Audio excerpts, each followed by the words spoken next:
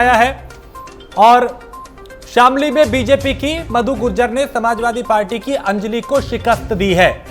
जालौन की अगर बात करें तो यहां पे बीजेपी प्रत्याशी 18 वोट पाकर जिला पंचायत अध्यक्ष बनी है।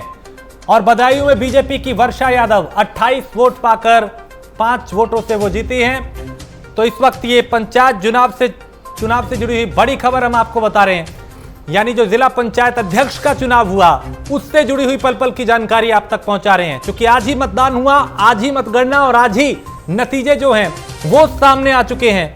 और तस्वीर ये बता रही है कि भारतीय जनता पार्टी का दबदबा इस चुनाव में देखा जा रहा है। तो हमारे अलग अलग सहयोगी इस वक्त अलग अलग जिलों से बने हुए हैं। संजय लगातार हमें अपडेट दे रहे थे कि प्रयागराज की क्या स्थिति है। संजय, आप अपनी बात पूरी कर रहे थे, आप बता रहे थे कि वहां का क्या समीकरण बना और कौन किस पे भारी दिखाई दिया।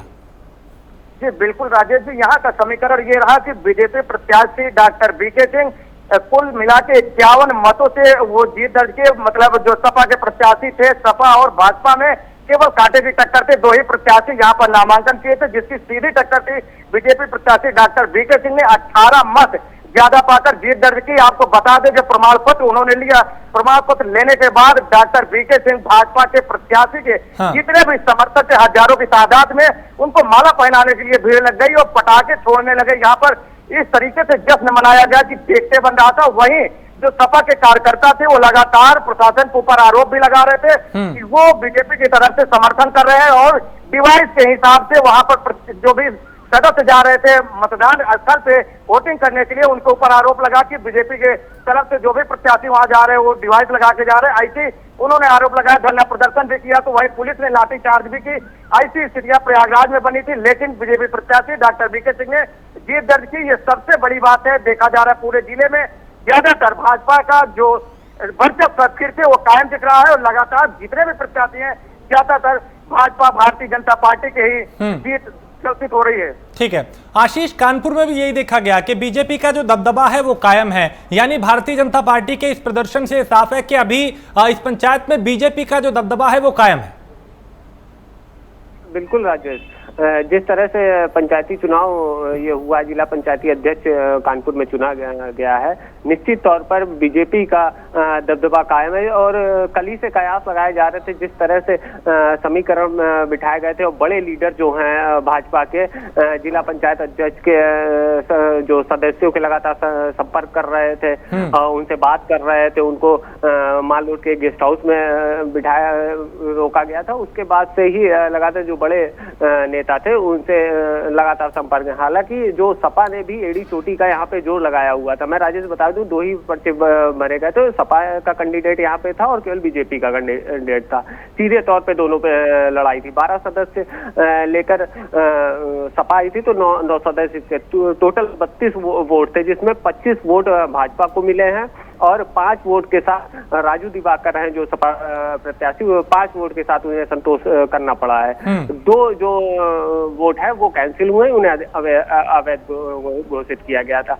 निश्चित तौर पर मैं पहले भी बता रहा था राजेश, जो किंग मेकर की भूमिका में अगर कोई रहेगी तो बसपा के जो 5 कैंडिडेट हैं और निर्दलीय जो कैंडिडेट है, लगातार सपा भी और भाजपा भी इन कैंडिडेटों से संपर्क कर रही थी। कहीं ना कहीं इसमें बाजी मारने में भाजपा सक्षम हुई है, भाजपा ने बाजी मारी है और भाजपा ने यहाँ पे ये बहुत ही बड़ी सीट, अगर मैं कहूँगा, बड़ी जीत भी है और बड़ी सीट भी है, क्योंकि पूर्व स्वर्गीय कमल रानी वरुण जो मंत्री भी रही हैं, उनकी बेटी यहाँ से प्रत्याशी घोषित थी। तो निश्चित तौर पे बड़ी जीत भी है और भाजपा का दबदबा कानपुर नगर में कायम है। जी राजेश। जालौन से जितेंद्र भी हमारे साथ। जितेंद्र, यहाँ पे भी ये देखा गया कि बीजेपी का जो दबदबा है वो कायम है, यानी भारतीय जनता पार्टी ने ये साबित कर दिया कि इस चुनाव में भी उसका जो रुतबा है वो कायम है और विधानसभा चुनाव से पहले इस चुनाव को भी महत्वपूर्ण माना जा रहा था।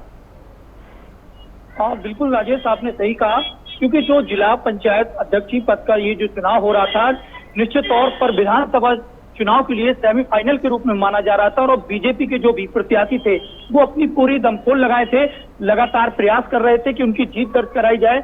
और देर शाम जब जो है अभी जो है रिजल्ट आए तो निश्चित तौर पर जो जालौन में भाजपा के प्रत्याशी हैं घनश्याम अनुरागी पूर्व सांसद भी रहे हैं। उन्होंने जो है 18 मतों से जीत दर्ज की। हालांकि जो सपा और कांग्रेस गठबंधन से प्रत्याशी थी उर्मिला सोनकर, उन्हें मात्र 6 ही मत मिले। तो उत्तर प्रदेश के अंदर भी कहीं ना कहीं भाजपा का जो है दबदबा देखने को मिला और जालौन सहित उत्तर प्रदेश में भाजपा के कई प्रत्याशी हैं जिन्होंने जीत दर्ज की है। तो जैसे ही जो है जालौन के अंदर जो प्रत्याशी थे घनश्याम अनुरागी, उनकी जीत दर्ज की गई तो उनके जो भी समर्थक थे उन लोगों में खुशी की लहर दौड़ गई और लगातार जो है आतिशबाजी शुरू हो गई और गोले दागने लगे और एक दूसरे को मिठाइयां खिलाने लगे। तो भाजपा कार्यकर्ताओं में जो है खासी जो है खुशी देखने को मिली है। राजेश, संजय, ये जो परिणाम है, ये जो बढ़त है, ये बता रही है कि बीजेपी का जो रुतबा है वो अभी इस पंचायत जिला अध्यक्ष का जो चुनाव था उसमें कायम है। यानी भाजपा के लिए आने वाले चुनाव में ये चुनाव मनोबल बढ़ाने का काम करेंगे जो नतीजे आ रहे हैं।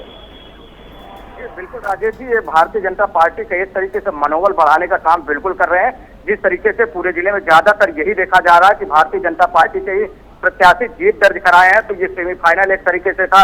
अभी ये चुनाव और भी बाकी है राजेश जी, ब्लॉक प्रमुख का, उसमें भी ऐसी उम्मीद जताई जा रही। जिस तरीके से जिला पंचायत अध्यक्ष के चुनाव हुए उसमें बीजेपी ने जीत दर्ज की, तो प्रमुख का भी चुनाव इसी तरीके से लोग कयास लगा रहे हैं कि ब्लॉक प्रमुख के चुनाव में भी जो भी प्रमुख बनेंगे वही बीजेपी के प्रत्याशी ज्यादातर जीत दर्ज करेगी। तो ऐसे में जो प्रयागराज की स्थिति थी डॉक्टर वीके सिंह के, तो डिप्टी सीएम केशव प्रसाद मौर्य ने यहाँ पर डॉक्टर वीके सिंह को आशीर्वाद दिए थे और कहे थे कि यहाँ प्रयागराज के अंदर बीजेपी के ही प्रत्याशी की जीत दर्ज होगी। तो आज वो कहावत सच हो गई और यहाँ पर जो सांसद थे रीता बहुगुणा जोशी और सांसद केसरी देवी पटेल और पूर्व जिला पंचायत अध्यक्ष रेखा सिंह, वो सभी यहाँ मौजूद थे और डॉक्टर वीके सिंह जैसे ही जीत दर्ज करके बाहर निकले उन्होंने मिठाइयां खिला करके खुशी जाहिर की और लगातार जितने भी प्रत्याशियों के समर्थक थे, बीजेपी के भारतीय जनता पार्टी कार्यकर्ता थे, उनके अंदर खुशी देखी गई और एक दूसरे को मिठाई खिला करके खुशी जाहिर की।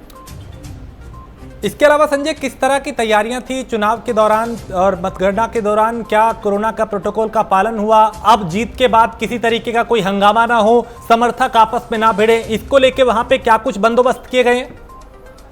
जी राजेश जी, अगर प्रशासन की तैयारियों की बात करें तो यहाँ पर मतदान स्थल पे मतदान होने से पहले पूर्व संध्या पर ही जिला प्रशासन, एसएसपी प्रयागराज सरस्वती पाटिल और जिला अधिकारी संजय खत्री ने देर रात्रि खुद स्वयं मौके का जायजा लिया और भारी पुलिस फोर्स के साथ लगभग 200 मीटर की दूरी पर वहां पर बैरिकेडिंग की गई। लगभग 3 आंकड़ों में बांटा गया, पहले उनकी चेकिंग की गई, फिर दूसरे रास्ते पर चेकिंग गई। इस तरीके से उनको अंदर जाने दिया गया, लेकिन यहाँ पर थोड़ा बहुत जो उपद्रव हुआ, जो सपा कार्यकर्ताओं के द्वारा आरोप लगाया गया, धरना प्रदर्शन किया गया, तो उसमें भी पुलिस प्रशासन ने समझा बुझा कर उनको भी ठीक किया और जीत दर्ज करने के बाद इस तरीके से माहौल नहीं। लेकिन अगर ये बात करें कोविड प्रोटोकॉल का, तो कोविड प्रोटोकॉल की पालन कम देखने को मिला, क्योंकि